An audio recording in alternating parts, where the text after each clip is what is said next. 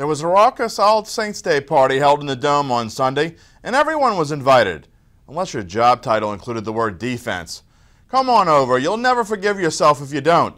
The Black and Gold today starts in less time than it takes for Drew Brees to find an open receiver.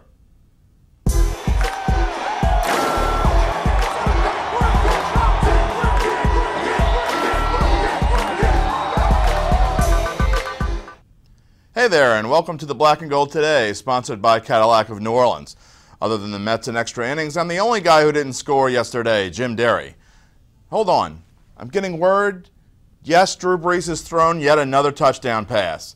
Yes, indeed, I guess he learned something from practicing against that Steve Spagnuolo defense a few years ago.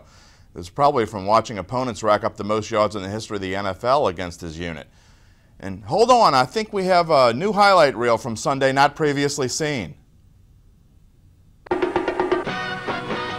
But Billy Kilmer used 4 different receivers and did even better.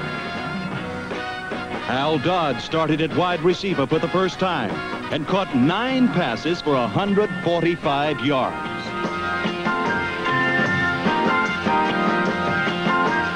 With Dodd in, tough Dave Parks, number 83, moved over to the tight end and caught 2 touchdowns.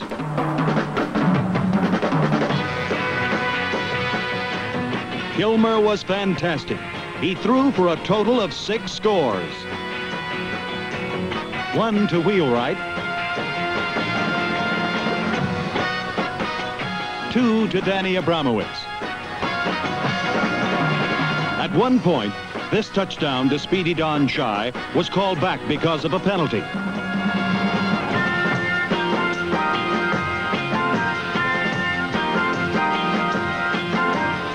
So Kilmer and Shy waited till the next series and performed their own instant replay.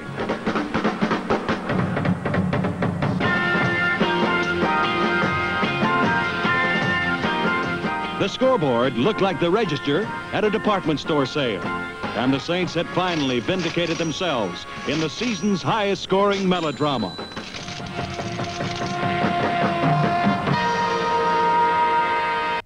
Okay, I can't fool you. That wasn't actually from Sunday.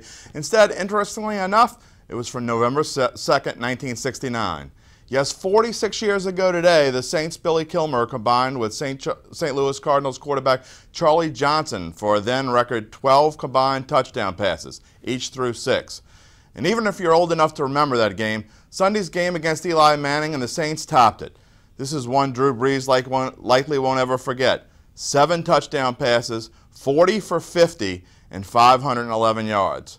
Guess the shoulder's okay. Never been a part of something like that. Obviously, when reflect back on it now, pretty wild. That much scoring, that many yards on both sides, really. But we were just in the flow of the game. We were just every time we got the ball, there was a big sense of urgency, just on being very efficient and going down and getting points, scoring touchdowns, and felt like we had a really nice rhythm there. Obviously in the first half and second half as well. Really grabbed the momentum, I think, when we went up by 14 points in the fourth quarter, but then they scored, I think, 21 unanswered.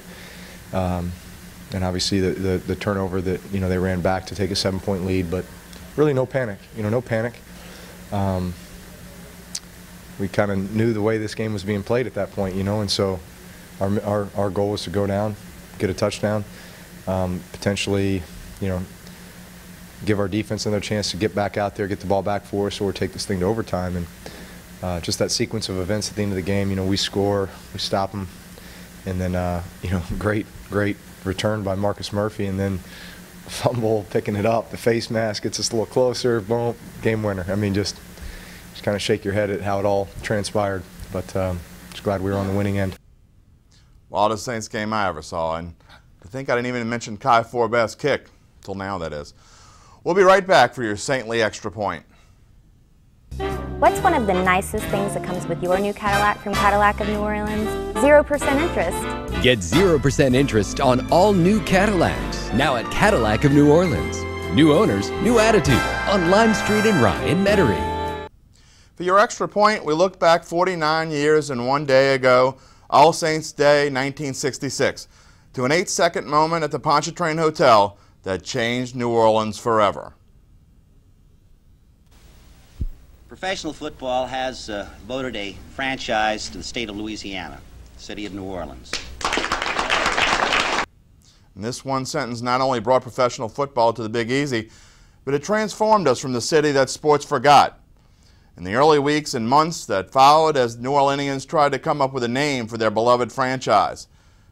Now it seems silly that we could think of the boys in black and gold of anything other than the Saints. The name came from a contest sponsored by the state's item, and readers sent in their favorites for what they hoped their NFL team might be named. Could you imagine the Saints as the New Orleans Buccaneers, the New Orleans Tarpons? How about the New Orleans Knights? One fan even suggested the New Orleans Halos and came up with a logo, which, yeah, it actually isn't all that bad, but it's no fleur-de-lis, mind you. What about the colors? Personally, I think the black and gold today sounds much better than the blue and white today. But if then owner John Meekum would have had his first choice, the Saints would have been wearing colors similar to those of the Colts. The NFL told him no, and instead he chose black and gold to represent how his family made their fortune through the oil industry. Well, another day, another history lesson.